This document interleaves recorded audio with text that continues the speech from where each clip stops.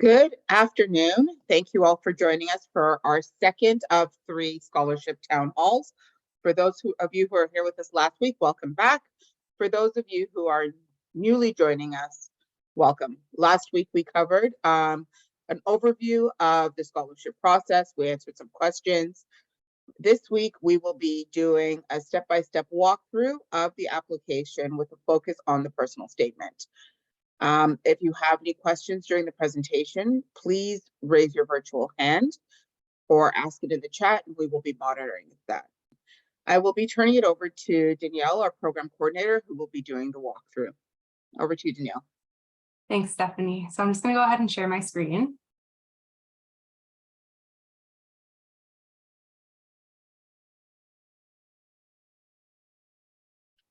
There we go. So can hopefully everyone can see this. So I've started us here on the main page of the application when you first log in, or not log in, you first click on the link that's available on the BBPA website or through the BBPA social media pages. So if you've applied already, you know this page. If this is the first time you've heard of our application or you haven't applied yet, this is the page you're going to appear on. And it just has some information on our scholarship program, what our selection criteria is, our deadline, which is coming up on July 3rd, and then you can click register, log in, and apply. So I figured we'd start from here for those who have not seen our application before, just so you know exactly how to go in and access it. But as Stephanie mentioned, I'm going to walk us through the application.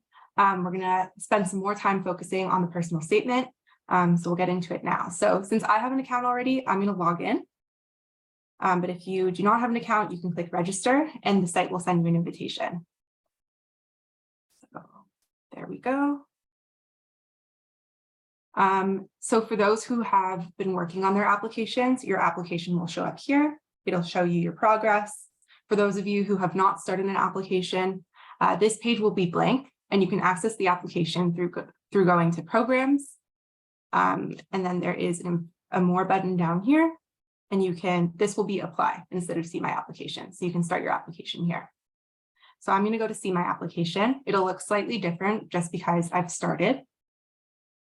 So there are multiple forms and tasks that you have to complete within the application. The first one is the eligibility check. And if you have not completed this form yet, then none of these other tasks will show up. So don't be worried if you don't see the other forms yet. This one needs to be completed first before everything else shows. So we just want to double check that you fall within the eligibility criteria. So that being whether you identify as Black, your residency status, and there are a few different options you can select here, such as permanent resident, protected person, and whether you've been approved for a student visa. And then we want to confirm as well that you've been enrolled in a post-secondary institution for the 2023 to 2024 academic year. So once you complete this, there'll be a button down here that says mark as complete, and the rest of the scholarship application will populate. So I'll head over to the application form, and this is kind of the bulk of the application is within here, including aspects such as the personal statement and the financial pieces that are required for the application. I'll go through quickly here, just some of the information that we require. So things such as your name, you can identify your gender if you prefer. If you prefer not, you can select the last option here. Your date of birth, we ask for your email address. As it says here, this is the email address that we're going to be using to communicate with you. So please just ensure that you're providing us with an email address that you'll be actively checking, since we do communicate with you throughout the entire scholarship process and beyond if you are a successful applicant. And just ensure as well that you're checking your spelling, just to make sure that you provide us with the correct address. Next, we ask for your street address. So this is your mailing address. We'll use this address to mail you the scholarship check if you are a successful applicant. So please provide the address, check the spelling, city, province, postal code, all pretty straightforward. Our next section here is eligibility and personal profile. So just again, confirming that you identify as Black and that you're a resident of Canada, or you will move to Canada before September 2023. Some other personal profile questions. So just if you're the child of a sole parent or sole support parent, If you are, how many dependent children within the household. And we just want to know too whether you've suspended your studies due to a lack of funding and whether you reside in subsidized housing. So just collecting some of that information. Our next section here is the academic information. So just providing the name of your educational institution, your major field of study. And if you don't see your field here, you can select the other category here and then just specify what your field is. And then there's a few here where we're asking for more specific. So if you're in engineering, for example, specify the type. Then we have your current year of study, your expected graduation date, your average grade and percentage. If you're in a program such as some medical schools that are pass-fail, you can just indicate pass or fail. And then we want to know as well if you've received any academic honors or awards. You can provide details if so. And then finally, here are some additional considerations. So if any of these considerations apply to you, you can check them off and just we'll have them for reference. So now we are into the personal statement section, and this is a really critical component of the application. So it's the opportunity, as it says here, for you to tell us about yourself, to tell us your story and why you're a strong candidate for the scholarship. It's really important to make sure that you're able to make yourself stand out in your application. So show us who you are, your academic and personal achievements, your community involvement, your goals, your aspirations, and how you want to use the scholarship to help you achieve all these things. We also have some pieces of advice, kind of some do's and don'ts that we want to provide for writing this personal statement. So there are, as you can see here, a lot of instructions and a lot of guiding questions, and we strongly recommend that you take a read through these, look at the questions and use them to ensure that you're including all the necessary information. So some of the things that are discussed in here include highlighting your academic achievements and accomplishments, your career goals, community service, extracurricular involvement, and how you plan to give back and contribute to the community. So it's your chance as well to provide kind of your experiences, what your unique perspective is on things. And again, I'll emphasize this a couple of times, but how you stand out from other applicants, it's really important. Another do would just be also ensuring that the information you're providing is relevant and accurate. So just ensuring everything you're sharing is true, is accurate. We really ask for that as well. And some other pieces of advice, there's a lot of pieces of advice that we're providing. So we also include selection criteria. If you read through the program description, when you go to the program section, there's some information on the criteria that is involved when applicants are selected for the scholarship. So this includes things like academic excellence, community involvement, and financial need. And if you read through these questions, you'll notice that the questions touch on those as well. So it's important to be aware of those and to try and incorporate them into your application. Another piece of advice, start early and plan ahead. Right now we have 2 weeks until the application closes. And I know it's been open already for about 4 or 5 weeks. So the time is running out, but there is still enough time to plan out what you want to say in your statement, to write out a statement and to kind of figure out what works, what doesn't, edit, proofread. So there is still time that you can take your time and plan and write something that is really strong. And then finally, again, I've mentioned it a few times, but originality is really important. So make sure that what you're writing is really highlights you, what makes you unique, and what makes you stand out from other applicants. I can't emphasize that enough. I also want to discuss a couple of the don'ts. So these kind of are the counters to the do's. So we mentioned following the instructions and guidelines is really important. So make sure that you do that and that you're not following the instructions and guidelines, as it can lead to incomplete and inaccurate information, and it could affect your chances of receiving a scholarship, which we don't want that to happen. Another don't is not highlighting your achievements and accomplishments. And this goes back again to that originality piece. It's really important to show your perspective, what makes you you, and how you stand out. And then finally, as we mentioned before, don't provide information that's inaccurate or irrelevant, because it really affects how we assess the application. And it's really important that we provide relevant information. So I'm going to scroll down just a little bit. And I'm going to go now to the area where you submit your personal statement. So as you can see here, it's a little bit different than past years if you've applied in the past. So as always, there's the option for the written statement, and this is where you can submit that. You'll notice in the instructions here, there's a maximum of 1,000 words. So be aware of that as you plan, as you write, just that's your limit.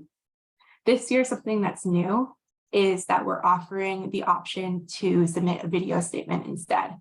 So for the videos, the maximum amount of time that we're asking for is no more than 3 minutes. And then you have the option here to either add your video as a link, or you can upload your video through here. There's a few more specific kind of criteria for the video, not necessarily criteria, but do's or don'ts, but criteria, I guess. So for the video statement, we just want to make sure that you're providing something that's good quality. Be sure that your background and foreground are clear and well lit so that all visuals, yourself in the video and the background are clear. It's not too messy. Everything's appropriate. Be sure for the delivery. So you kind of saying your statement, make sure that you're speaking clearly, that the audio can be heard by those who are watching. And since you are speaking as well, please ensure that you're passionate and engaging. We'd really love to hear that from you. And then we also are asking for kind of just more of a simple appearance. So nothing like editing, background music, transitions, things like that. You'll notice at the bottom of the application, and we'll get there, there is kind of the photo consent. We do have the option to use videos that you submit, so it is easier to have them be more plain and simple, just in case we need to use it for something. I also have 2 examples of videos to show you. So I'm just going to stop sharing and then reshare the videos.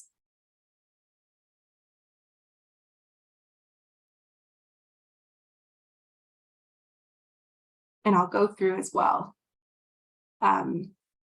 what kind of makes them either what we don't want or what we want.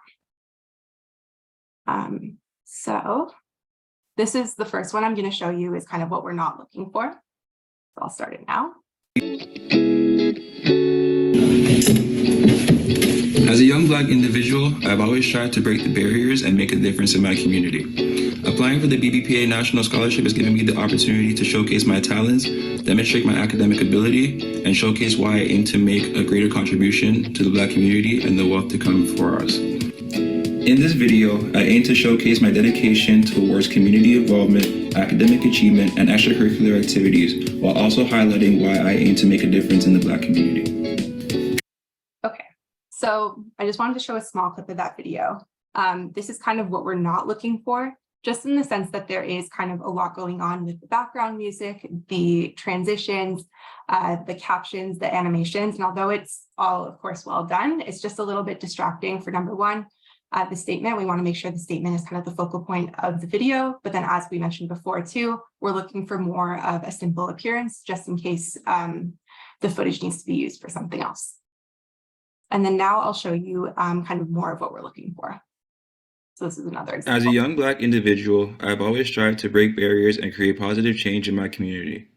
Applying for the BBPA NSP scholarship provides me with a platform to highlight my unique qualities, experiences, and aspirations.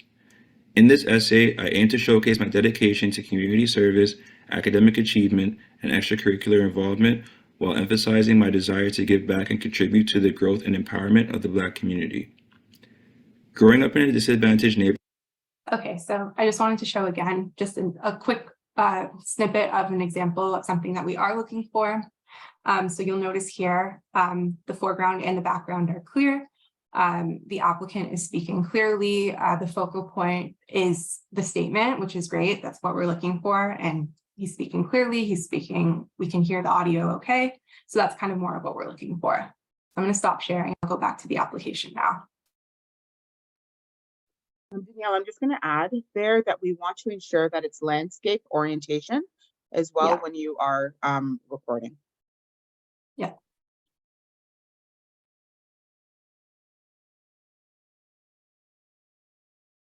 Alrighty. So I think that kind of covers everything of the personal statement. I know it's a lot. And I know the application is a lot. There's just kind of the last piece of the application form, and then I'll quickly go over the supplemental pieces. So our next section is the financial information. There's a couple of questions here that we just kind of want to get some information on. So whether you've applied for any financial support, whether you're currently receiving financial aid from your educational institution, and whether you're currently receiving any scholarship or grants. So just simple questions here. Our next section is our budget sections. We have all these values that make up your income listed that we're asking you to complete. And then we also have the similar values listed out for expenses, just so that we can get an idea of what your total need is down here. That will auto-populate once you fill in the fields. One suggestion I will give for here is if the field applies to you and you have a value that you have to put, you can put it. But if the field, for example, if the field's value is 0, so for example, if grant scholarship and bursaries is 0, for example, put 0 instead of leaving it blank, as there have been a few applicants that have had issues with this section not saving. So I think just ensuring that it's complete, and if it's the answer is 0, put 0 instead of leaving it blank. So that's that area. And then to supplement that, you also have the opportunity to write a statement of financial need. So this is only a written option, and it is a shorter statement of only 500 words. Again, we have lots of guiding questions to help you ensure that you are covering what the criteria is, but it does allow you to kind of speak to what your financial need is, what kind of the pressures are, what expenses that you have for the upcoming year, how you would plan on using the scholarship funds, and how you would contribute to the community. So again, lots of guiding questions here that can help, and you have the space below to write your 500 words. Like the personal statement, I would also encourage some of the similar do's and don'ts. So just planning out ahead and just making sure that you're looking at the criteria. And then we have our last section down here, which is the certification and signature. So again, just confirming that you identify as Black, certifying that the information is true and accurate. This was the photo and recording consent that I was discussing earlier. So having that completed, and then finally we ask for your signature. Since this is a pretty extensive form, it might take you more than one go at it to do it. So you have the save and continue editing option and the mark as complete option. And these buttons are available for all tasks as you work on them. So I'm going to head back to the top now, and I'll quickly go through the supplemental pieces. So our first one, once you complete this application form, is the transcript. So you can just attach it here. Official transcripts are preferred, but if in case you can't access that, unofficial is okay for right now. Then we have proof of address. So this is proof of your mailing address. So please be sure it matches the address on your application form. We have some examples here, which includes a copy of your telephone bill, utility bill, credit card bill, or banking statement. Anything that is a formal bill that includes your mailing address will work. And you can attach it here. Next, we have the photograph and headshot, or headshot, sorry. We do prefer headshots. So if you have a headshot, please submit that. If you don't, please submit a professional looking photo, capturing your head and shoulders only. Please be sure that it's as professional looking as possible, the background's okay. As we said here, no hands, no waist, no legs. And also we ask for no selfies. Please don't, just try and submit something as professional as possible. And then finally, our second last one, we have the letter of acceptance or verification of enrollment. We'll accept either. There are some criteria that we've listed here. So making sure that the post-secondary institution's logo is in the letter. Also ensuring that the from field is shown and that the signatory, title, and academic institution and contact information is all included on the letter. And then our last section is the request for a letter of recommendation. So if you have applied in the past, this section is different than it was in past years. And so instead of you submitting the letter of recommendation, you will send a request to the reference writing your letter. So just put in their name, their email address, and you can write a message for them. And the SurveyMonkey Apply platform will then send the person writing your reference letter an email requesting them to join the platform as a recommender, and they'll be able to submit their letter of reference to your application. Something I'd recommend, since this is the new setup of how it's going this year, is reaching out to your person that's writing your letter prior to sending them this recommendation so that they can expect it in their mailbox and kind of know what to do. So that's just a suggestion. Once, as I said before, once tests are complete, you can mark them as complete, and they'll show up with a green check mark as the eligibility check does. When all tasks are complete, there will be 7 green check marks for all of the tasks here, and it'll say 7 out of 7 tasks complete. Although you've completed the application, it hasn't officially been submitted until you click this submit button down here. You have the option to review as well before you submit. But it's really essential that you submit the application through here. One way that you'll know that your application has been submitted correctly is the SurveyMonkey Apply platform will send you an email that basically tells you your application has been submitted. So in that case, you will know for sure it's been submitted, confirmed. If you did not receive that email or you don't, come back in here and ensure that everything has been completed and that you've submitted properly. Maybe you missed a step or this hasn't been fully submitted. And of course, if that's not the case, please reach out to us at scholarships@bbpa.org, and we'd be happy to help you from our end too, if there are any problems. But that essentially is the application. I'm going to stop sharing so that I